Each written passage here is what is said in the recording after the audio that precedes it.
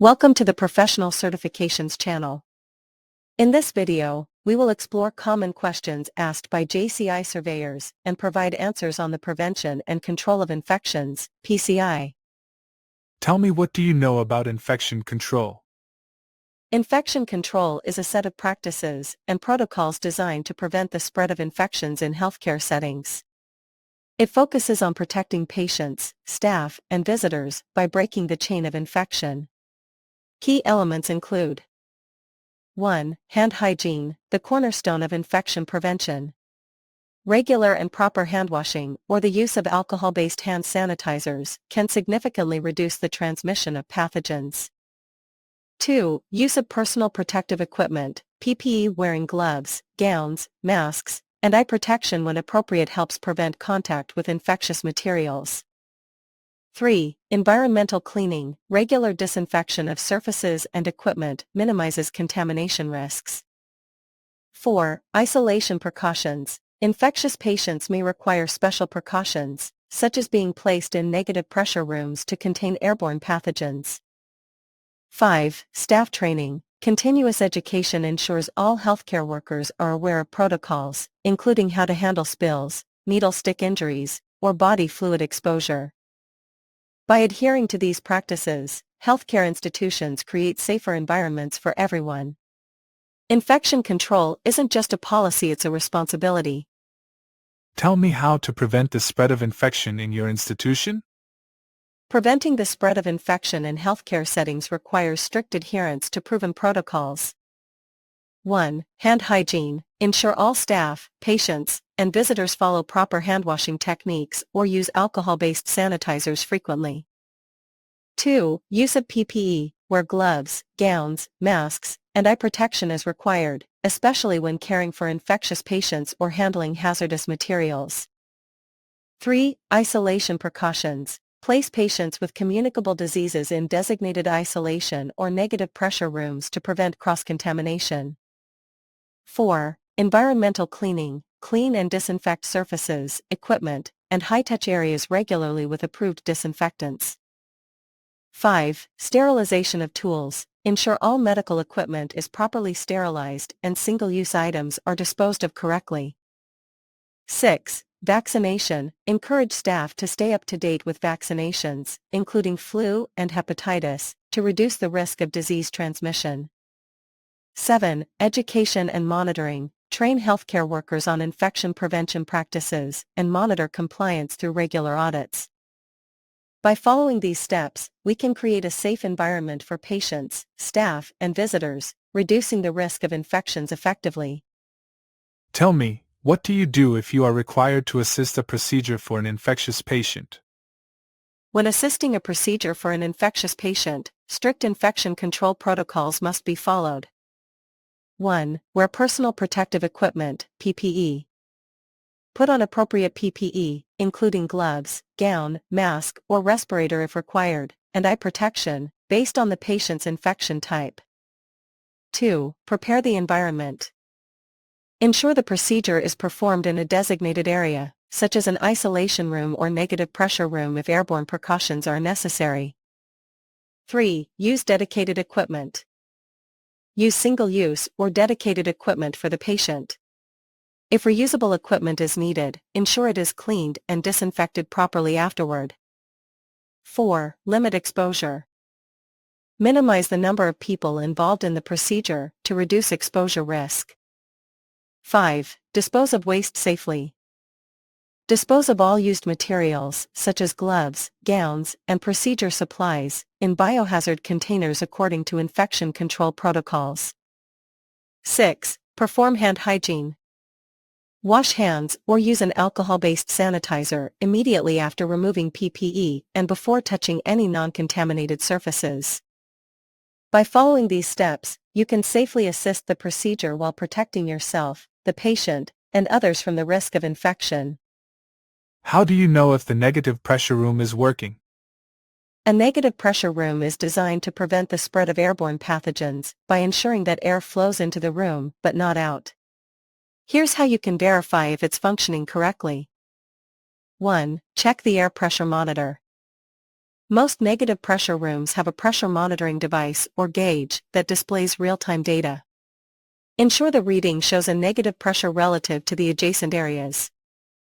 2. Perform a visual or smoke test. Use a visual indicator, such as a tissue or smoke tube, near the room's door. The tissue should be drawn inward, indicating airflow into the room, not outward. 3. Verify with airflow indicators. Many rooms have built-in visual indicators, like a ball and tube airflow device, that confirm inward airflow. 4. Use alarm systems. Check for any alarms or alerts on the room's control panel that indicate a malfunction or loss of negative pressure. 5. Regular maintenance checks. Ensure routine checks by engineering or facilities management staff to confirm the ventilation system is operating correctly. By performing these checks, you can confirm the negative pressure room is functioning and maintaining a safe environment for infection control. What would you do if the negative pressure will malfunction and you have patient inside negative pressure room? If a negative pressure room malfunctions, immediate actions must be taken to maintain safety and prevent the spread of airborne pathogens. 1. Notify engineering or facilities management. Contact the facilities management or engineering team immediately to report the issue and request urgent repairs. 2. Seal the room temporarily. Close the doors and minimize access to the room to prevent air from escaping into adjacent areas. 3. Use portable HEPA filters. Deploy a portable high-efficiency particulate air (HEPA) filter unit inside the room to help control airborne contaminants until the negative pressure system is restored. 4. Limit personnel access. Restrict entry to essential healthcare workers only, ensuring they wear appropriate personal protective equipment (PPE) based on the patient's infection status.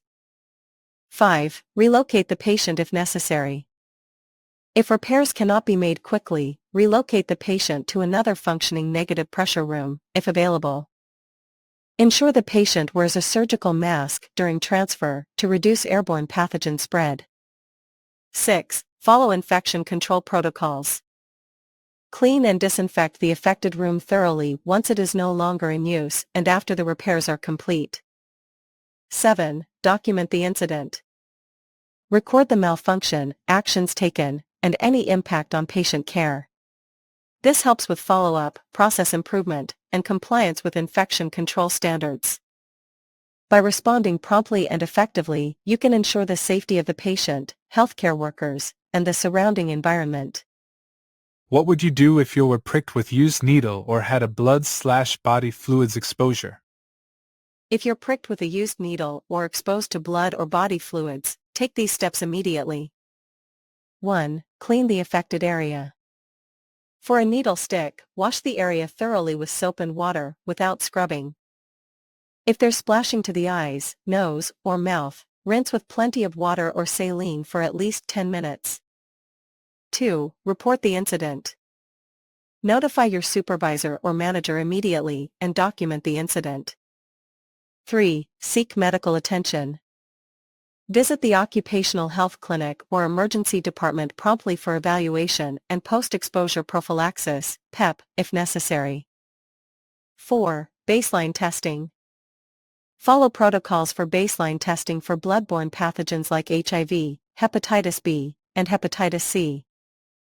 5. File an incident report. Complete an incident report for the hospital's infection control team to investigate and implement preventive measures. 6. Follow-up. Attend follow-up appointments for additional testing and monitoring over the recommended period. Quick action ensures your safety and helps reduce the risk of potential infection. Always prioritize prevention by using safety devices and adhering to infection control practices. Tell me what happened after the needle stick injury when the staff returned from health clinic? Once staff return from the health clinic after a needle stick injury, the following steps typically occur. 1. Incident follow-up. The incident is reported to the infection control team or occupational health department.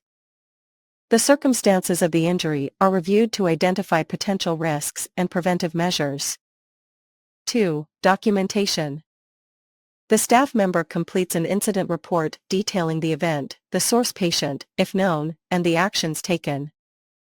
The health clinic's evaluation, baseline test results, and prescribed treatments, e.g., post-exposure prophylaxis or PEP, are documented.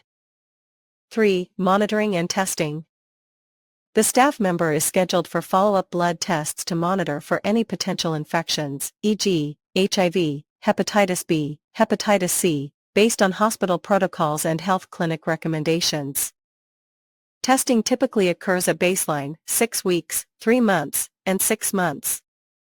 4. Counseling and support.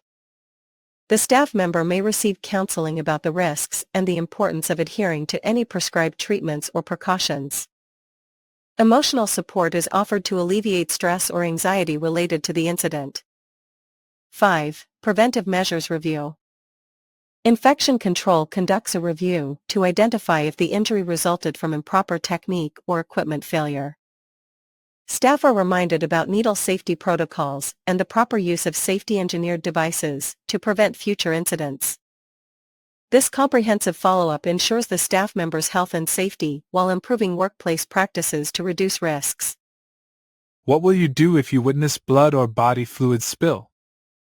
If you witness a blood or body fluid spill, follow these steps to ensure safety and proper cleanup. 1. Protect yourself.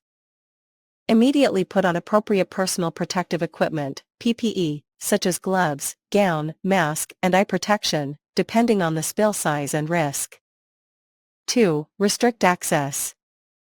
Limit access to the area to prevent others from coming into contact with the spill. 3. Contain the spill. Place absorbent materials, such as paper towels or spill kits, over the area to contain the fluid and prevent it from spreading. 4. Disinfect the area. Use a hospital-approved disinfectant or a freshly prepared bleach solution, 1:10 dilution, to clean the spill area.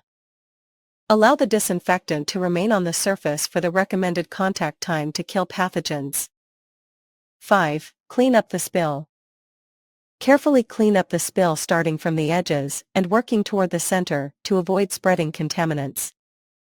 Dispose of all cleaning materials, gloves, and absorbent materials in a biohazard waste container. 6. Perform hand hygiene. After removing and disposing of PPE, thoroughly wash your hands with soap and water or use an alcohol-based hand sanitizer.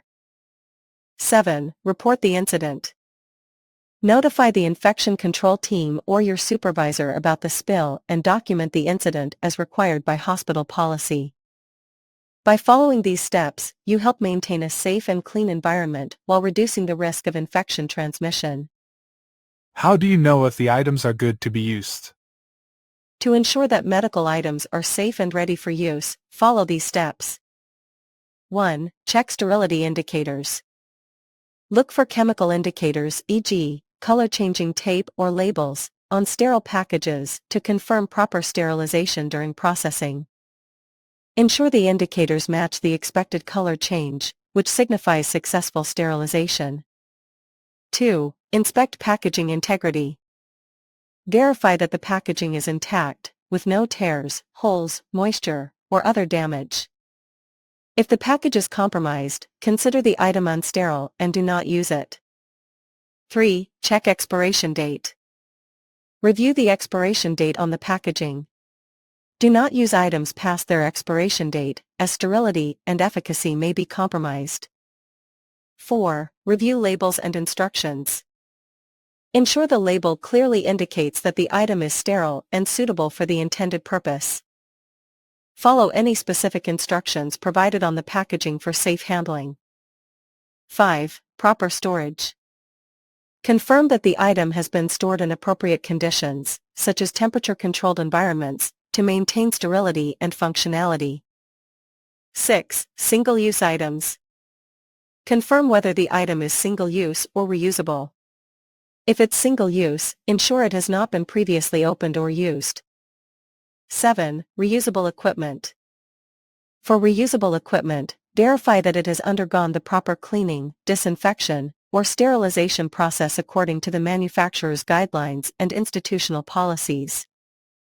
By systematically checking these factors, you can ensure that the items are safe to use and meet the required standards for patient care. If in doubt, consult with the sterile processing or infection control department. How do you clean your equipment? Cleaning medical equipment is a critical process to prevent infections and ensure patient safety. Here's a standard procedure. 1. Pre-cleaning. Remove visible contamination. Use disposable wipes or damp cloths to remove any visible blood, body fluids, or other debris. Disassemble equipment. For multi-part devices, disassemble them according to the manufacturer's instructions to ensure thorough cleaning. 2. Cleaning. Manual cleaning. Immerse equipment, if applicable, in warm water with an appropriate detergent or enzymatic cleaner. Scrub surfaces and crevices using soft brushes to remove contaminants without damaging the equipment. Automated cleaning. Use an ultrasonic cleaner, washer disinfector, or other automated systems for approved equipment to ensure consistent cleaning. 3. Rinsing. Rinse thoroughly with clean water to remove detergent or cleaning solution residues, which could interfere with disinfection or sterilization. 4. Disinfection. High-level disinfection. For semi-critical equipment, e.g., endoscopes, immerse in a high-level disinfectant, e.g., glutaraldehyde, hydrogen peroxide, for the required time. Follow the manufacturer's instructions for contact time and rinsing. Low-level disinfection. For non-critical equipment, e.g., blood pressure cuffs, wipe with hospital-approved disinfectants or alcohol-based solutions. 5. Sterilization, if required. For critical equipment, e.g., surgical instruments, proceed with sterilization using autoclaving, steam under pressure for heat-resistant items. Ethylene oxide, for heat-sensitive items. Hydrogen peroxide gas plasma, for delicate instruments. Dry heat, for items that cannot tolerate moisture. 6. Drying. Allow equipment to air dry in a clean, designated area. Ensure that no residual moisture remains, as it can harbor microorganisms. 7. Inspection. Inspect all equipment for cleanliness, damage, or wear. Repair or replace damaged equipment before reuse. 8. Storage.